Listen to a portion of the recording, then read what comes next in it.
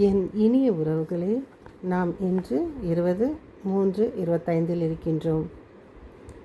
ஆவியை தர வேண்டும் இறைவா, தூய் ஆவியை தர வேண்டும் தயவாய். அன்னையே, உன்னை எண்ணியே நாம் தினமும் வாழ்கிறோம். அன்னை இயேசுவோடு பயணித்த அந்த பயணத்தில் நாமும் தினமும் தொடர்வோம். இந்த தவ நாட்களில் நாம் தினமும் தொடரும் சங்கீத தொடர்ச்சி 76 4 5 6. இன்றைய வாசகம் லூகாஸ். இன்றைய வாசகம் எரேமியா 17 5 10. இன்றைய தூய நற்செய்தி வாசகம் லூகாஸ் 16 19 31. ஒரு அரசனின் கதையும் லாசரின் கதையும் இறைவன் நம்மீடு ஒப்பிட்டு அதை சொல்லும்போது உவமை வழியாக செல்வன் பெரும் பாவி என்றோ லாசர் புனித வாழ்வு வாழ்ந்தார் என்றோ சொல்லப்படவில்லை. இவ்வுலகில் லாசர் இன்னல்கள் மட்டுமே அனுபவித்தார். அவர் வாழ்நாளில் ஆறுதல் பெற யாருமே இல்லை. அன்பார்ந்தவர்களே, இவ்வுலக இன்னல்கள் சில நாட்களே நமக்கு அது மகிழ்ச்சி தருகின்றது. சொல்லப்போனால் 60 80 100. ஆனால் நமக்கு கிடைக்கப் போகும் நித்திய வாழ்வோ நிரந்தர வாழ்வோ 1000 100,000 லட்சம் கோடி என்று கணக்குக்கு அப்பாற்பட்ட நிரந்தர வாழ்வு. இந்த ஓமை நரக வேதனை தெளிவுபடுத்துகிறது. லாசரின் விரல் நுனிகளில் செல்வந்தன் இறைஞ்சுகின்றான். அத்தகைய கொடிய வேதனையில் நாம் சிக்கிக்கொள்ளக்கூடாது. நமக்கு இருப்பதை பிறரோடு பகிர்ந்து கொள்ள வேண்டும் என்பதே இந்த வாசகத்தின் கருத்து. பிறரோடு நாம் என்ன பகிர்ந்து கொள்கிறோம்? அன்பு, வெறும் உணவு, உடை மற்றும் அது மட்டுமல்ல. நாம் இருக்கும் உபவாசம் மட்டுமல்ல. பிறரோடு நாம் பகிர்ந்து கொள்ள வேண்டிய வாழ்க்கை பயணங்களோ பாதைகளை நிர்ணயிக்கின்றன.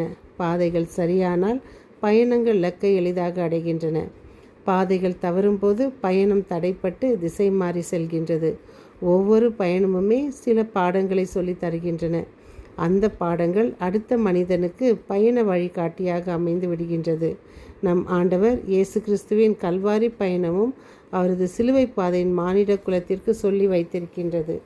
பாடங்கள் ஏராளம். அந்த பாடங்கள் வாழ்க்கை பயணிகளாகிய நமக்கு வாழ்வியல் வழி காட்டுகின்றன. இயேசுவின் சிலுவை பாதையின் வழியில் நடப்போம். அன்னையோடு இணைந்து பாதைகள் சொல்லும் பாடங்களை நமதாக்கி கொள்வோம். இறை ஆசிரை நிறைவாக பெறுவோம்.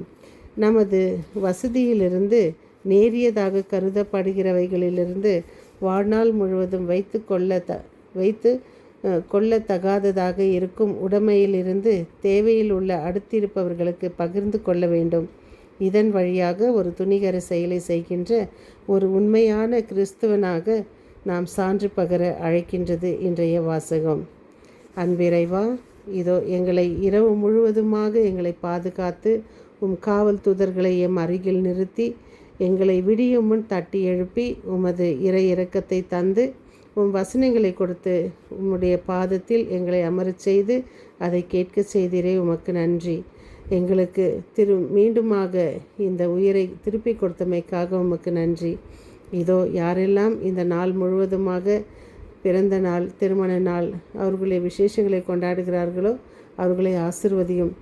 தேவையில் இருப்பவருக்கு அவர்களை தேவைகளை சந்தியும். ஆஸ்பத்திரியில் இருப்பவர்களுக்கு அவர்கள் உடல் சுகத்தை கொடுக்கவும், அவர்கள் பணம் கட்ட முடியாமல் அவர்கள் வேதனையில் இருப்பவர்களுக்கு அந்த வசதியை செய்து கொடுக்கவும், மற்றும் பரீட்சை எழுதும் மாணவ மணிகளுக்கு நல்ல ஞானத்தை தந்து அவர்கள் பரீட்சையில் வெற்றி பெற்று நல்ல மாணவர்களாக திகழ அவர்களுக்கு வழிகாட்டியறலும், மற்றும் இல்லாதவர்களுக்கு கொடுக்கவும் பிறருடைய தேவையை புரிந்து கொள்ளவும் அந்த அரசனை போல் அமைதியாக இல்லாமல் லாசரை போல் அந்த பொறுமையை காத்து இறைவன் பாதையை சேர நமக்காக நாம் ஜெபிப்பது மட்டுமல்லாமல் பிறருக்காகவும் ஜெபிக்க முயற்சி செய்வோம்.